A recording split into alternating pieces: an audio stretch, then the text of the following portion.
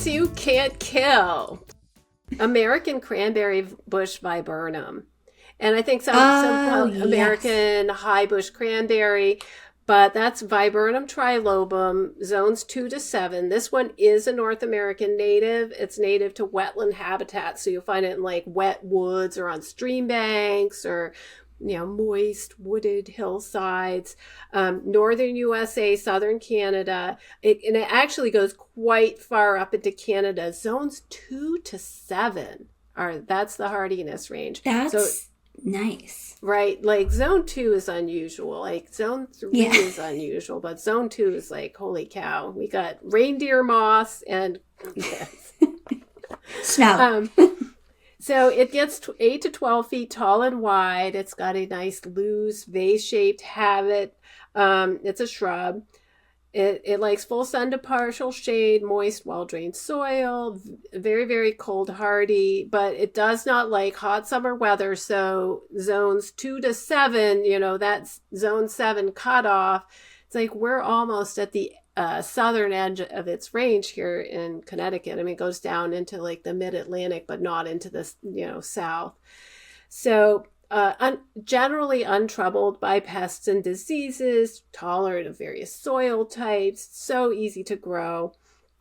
And I love its flowers are really the selling point for me. It has these beautiful, in sort of mid-spring, pure white lace cap flowers. It looks very much like a hydrangea, but just less fussy and hard to grow. And it's native.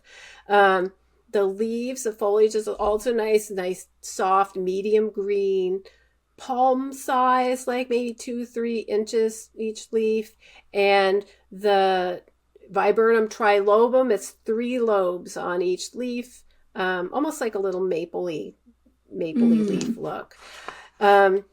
One problem with this species is that it will spontaneously hybridize with European viburnum. So that's Viburnum opulus, which is invasive.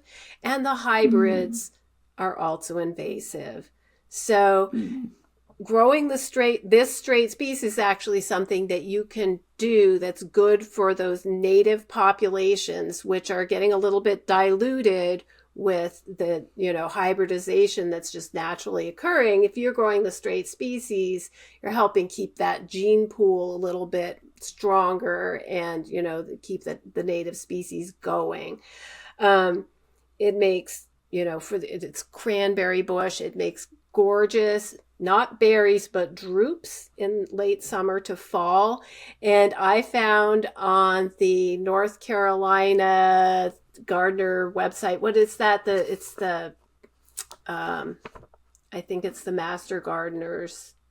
Okay. Database. Yeah, like the extension service or something like that. Yes, right. So they had a list of everything that eats these berries, which I thought was pretty impressive. They are eaten by deer, moose, foxes, raccoons, chipmunks, squirrels, skunks, mice, rabbits, grouse, pheasants, robins, cedar waxwings, and other songbirds. And not normally they say. That's our next episode. That's our next episode. Plants that the moose adore. Stay tuned, guys. Episode 182. Y'all, I am hoping to attract some moose to my yard with this plant. It hasn't happened yet, but I am still hopeful. Nice. Birds apparently do not favor the fruit until after it has frozen and thawed several times. So, I don't know who's eating this, but for me, the berries are gone by early winter at the very latest. So, yeah, lots of things eat it. I think that's the bottom line. So, great wildlife plant, great flowers. The pollinators love the flowers. It makes a lot of them. And hard to kill. Really, just like nothing I've ever done has affected it in any way. The worst thing that's ever happened is it got aphids one year, really, and that was fine. So, yeah, I love this one. There you go. Now, does it eventually, because I know some other native viburnums that we've talked about on the show before, kind of form a thicket over time? So is this one of the viburnums that we want to give a little bit of space to flex its arms, or it stays more politely in check? I have not had mine sucker So I Okay. don't, it may, and certainly like maybe if there was more moisture, my soil, like I've said before, is very dry. It's got some shade. Maybe in different set of circumstances, it would sucker more.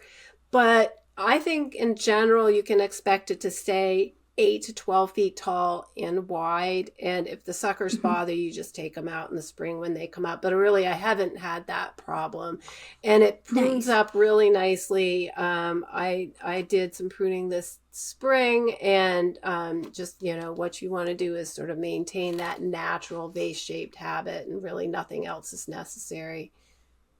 Nice, nice. I loved also the tagline of like viburnums, the tougher hydrangea.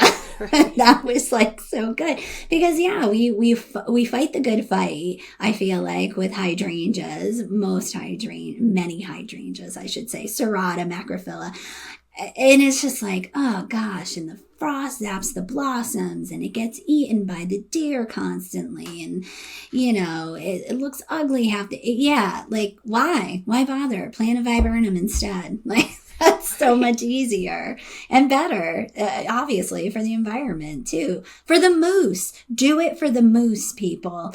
Do it for the moose.